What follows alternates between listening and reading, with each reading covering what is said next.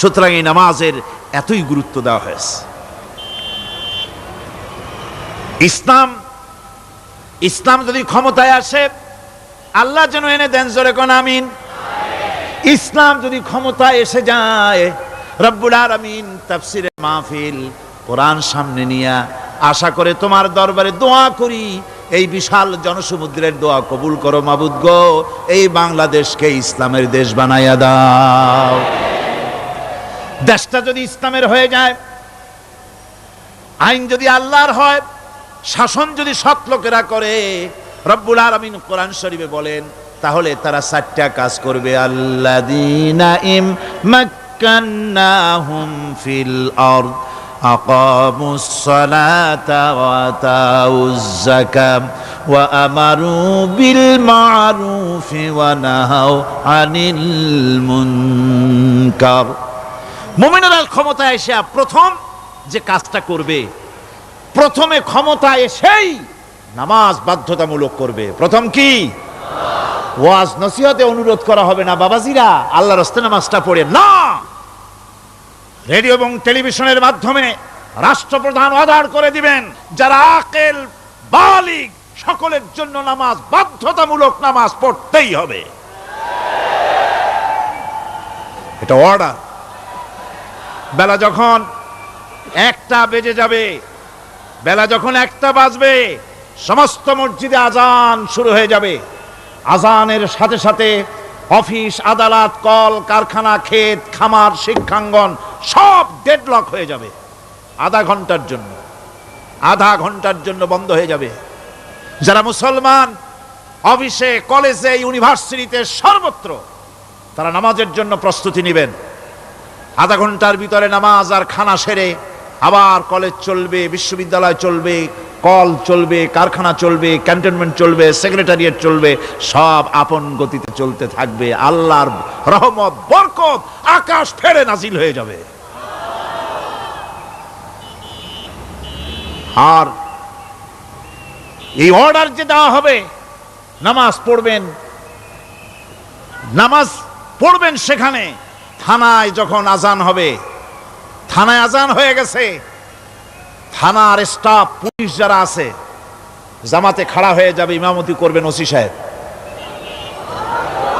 এসপির অফিসে এসপি সাহেব ইমামতি করবেন, ডিসি সাহেব তার অফিসে ইমামতি করবেন, মন্ত্রী সেক্রেটারিয়েট ইমামতি করবেন, প্রেসিডেন্ট বঙ্গভবন ইমামতি করবেন, বিশ্ববিদ্যালয়ের ভাইস চ্যান্সেলরের ইমামতিতে সে জায়গার মুসলমান ছাত্র ছাত্রী, শিক্ষক শিক্ষয়িত্রী এক জামাতে নামাজ আদায় করবে। এই যদি হয়, চিত্র দেশের অপরাধ থাকবে। থানায় ওসি সাহেব নিজেই যদি জামাতের ইমামতি করেন, এইভাবে নামাজ আদায় করেন পুলিশদের নিয়ে জামাতে, ঘুষ আর খাবে তারা? এসপি সাহেবের অফিসে, ডিসি সাহেবের অফিসে মন্ত্রীরা যদি এভাবে নামাজ কায়েম করে, তাহলে কি অন্যায় অপরাধ কিছু থাকবে সমাজে?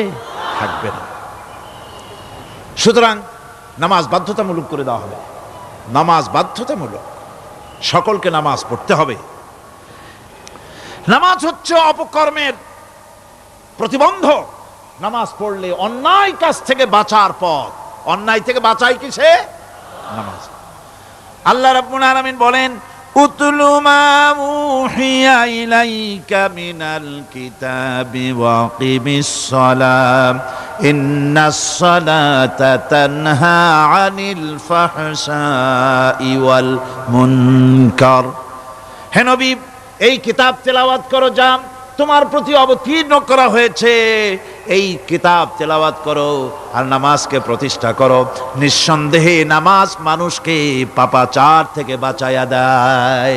অশ্লীলতা, পাপাচার থেকে মানুষকে বাঁচায় কে? জোরে চিল্লায় কোন কে? নামাজ। এই নামাজ মানুষকে অন্যায় কাজ থেকে বাঁচায় দেয়। নামাজ যে মানুষকে অন্যায় কাজ থেকে বাঁচায়, কেমনে বাঁচায়? আমরা যে নামাজ পড়ি, এই নামাজে তো আমাদেরকে অন্যায় কাজ থেকে বাঁচাইতে পারে না। নামাজি বহুত মানুষ আছে অন্যায় করে, করে কিনা কোন? না করে না? করে। নামাজি অথচ অন্যায় করে। আর আল্লাহ বলছেন নামাজিকে, নামাজ তাকে অশ্লীলতা থেকে ফিরায়। তাহলে কথা কারটা ঠিক? আল্লাহরটা। জোরে বলেন, কারটা ঠিক? অবশ্যই অবশ্যই আমার আল্লাহর কথা হক। আমি ভুল করতেছি, আমি যেন কোথাও ভুল করতেছি, সামথিং ইজ রং, কোথাও যেন আমরা ভুল করে বসতেছি। সেই ভুলটা কি আমরা আবিষ্কার করতে চেষ্টা করবো ইনশাআল্লাহ। প্রথম যে কথাটা সেটা হচ্ছে এই যে আমরা যা নামাজে পড়ি আমরা তা বুঝি না। কথা ঠিক কিনা? আমি যদি এখন প্রশ্ন করি সামি আল্লাহু লিমান হামিদা অর্থ কি কোন, ফার্স্ট ডিভিশনে কয়েকটা লেটার নিয়ে ফেল করবেন এরকম লোক আছেন না নাই? সুবহান রাব্বিয়াল আলা অর্থ কি জানি না, সুবহান রাব্বিয়াল আযীমের অর্থ কি জানি না, দোয়া কুনুত অর্থ কি জানি না, তাশাহুদ অর্থ কি জানি না, সূরা ফাতিহার অর্থ কি জানি না, এমন কি উজুর মধ্যে কয়টা ফরজ তাও অনেকের জানা নাই। কথা কি বেশি বললাম না ঠিক বলছি? একজনের জিজ্ঞেস করলো, মিয়া উজুতে কয় ফরজ? কয় হুজুর কি মনে করেন যে বুঝি জানি না? এটা তো সাধারণ ব্যাপার, বলেন না কয় ফরজ? কয় উজুতে তো 17 ফরজ। কি কি? কয় হাত ধোয়া, পাও ধোয়া, মুখ ধোয়া, নাক ধোয়া, চোখ ধোয়া, জিহ্বা ধোয়া, মাথা ধোয়া। বলতে বলতে গুনে দেখা গেল প্রায় 19টার মতো বলছে। বলা হলো, মিয়া বললেন আপনি উজুতে ফরজ 17টা, কইলেন আপনি 19টা। কয় হুজুর জানি আরো, বলি না আপনাদের ভয়তে। উজু জানে না, নামাজ জানে না, তাকে এই নামাজ কেমনে ফিরাবে অন্যায় কাজ থেকে? কথা বুঝতে পেরেছেন? নামাজে আল্লাহু আকবার বললাম, এরপরে সানা পড়লাম, তারপরে সূরা ফাতিহা পড়লাম। সূরা ফাতিহার ভেতরে যে সমস্ত কথাগুলি বললাম সেই কথাগুলি বুঝি না, কি বলেছি তাও জানি না। এরপরে সুবহান রাব্বিয়াল আলা বলেছি, সুবহান রাব্বিয়াল আযীম বলেছি, সামি আল্লাহু লিমান হামিদা বলেছি, অর্থ কি জানি না। আল্লাহ তা শুনতে পান, যে ব্যক্তি আল্লাহর প্রশংসা করেন তিনি তা শুনতে পান। নামাজের মধ্যে আইডিয়া দেওয়া হচ্ছে, তুমি যে আল্লাহর জন্য নামাজ পড়তেছো, প্রশংসা করতেছো, এটা এমন নয় যে আল্লাহ পাক দেখছেন না বা শুনতেছেন না। তুমি যা বলতেছো, প্রশংসা করতেছো, আল্লাহ পাক তা শুনতে পাচ্ছেন। সামি আল্লাহু লিমান হামিদা,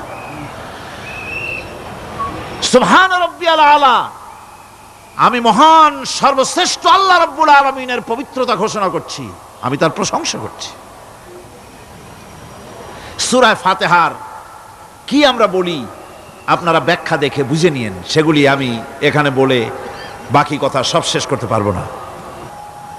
নামাজে কি পড়েন সেটা যদি জানতেন অবশ্যই আল্লাহ রাব্বুল আলামিনের কথা কার্যকরী হয়ে যেত। ইন্নাস সালাতা তানহা আনিল ফাহশাই ওয়াল মুনকার, নামাজ মানুষকে পাপের কাজ, অশ্লীলতা থেকে ফিরাতে পারে। আল্লাহ ইন্না বসায়ছেন, নিশ্চয়ই, বেশক, অবশ্যই নামাজ পাপ থেকে ফিরাবে। কিন্তু কেমনে ফিরাবে নামাজ তো বুঝি না, নামাজ তো বুঝি না। খালি সেজদা দেয় জনমের মতো, আর সেজদা কি? নামাজে যদি দেখে ইমাম দেরি করতেছে, আত্তাহিয়াত পড়তে দেরি হয়ে যাচ্ছে, পিছন থেকে সিগন্যাল মারে, ঠিক কিনা? বেয়াদব, বেয়াদব। তোমার নামাজ, তোমার আত্তাহিয়াত আগে শেষ হয়েছে, তাতে কি হয়েছে? চুপ করে বসে থাকো। ইমামকে কাশি দিয়া সতর্ক করার অধিকার তোমার নাই। যদি ইমামকে সতর্ক করার জন্য কাশি দিয়ে থাকো, তোমার নামাজ ফাসেদ হয়ে যাবে। এটা ফাজলামি করার জায়গা না, এটা নামাজ। এর নাম কি?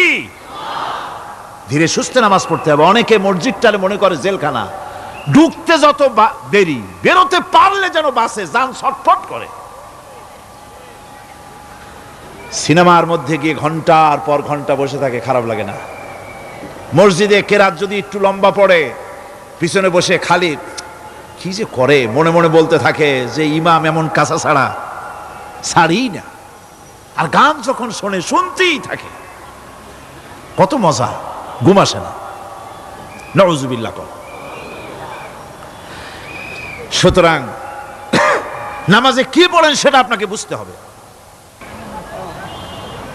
সঠিকভাবে নামাজ পড়ার পরও যদি কোনো মানুষের সঠিকভাবে, ভালো করে শোনেন, সঠিকভাবে নামাজ পড়ার পরেও যদি কোনো মানুষ পাপের থেকে না ফেরে, তাহলে বুঝতে হবে একথা, পানি আর সাবান দিয়া কাপড় ধুলে কাপড়ের ময়লা যাবে, কিন্তু পানি আর সাবান দিয়া কয়লা জনমের মতো ধুইলেও কয়লার ময়লা যাবে না। কথা বুঝে আসছে? এর থেকে আর উত্তম দৃষ্টান্ত আমার কাছে নাই। নামাজ পড়ার পরেও যদি চরিত্র ভালো না হয়, বুঝতে হবে নামাজ হচ্ছে না, কাঙ্ক্ষিত মানের নামাজ আদায় হচ্ছে না। আল্লাহর নবী বলেছেন, যার নামাজ পাপ কাজ হতে ফিরাতে পারলো না, তার নামাজ নামাজি নয়। আবার শুনুন, রাসূল বলছেন, যার নামাজ তাকে পাপের কাজ থেকে ফিরাতে পারলো না, তার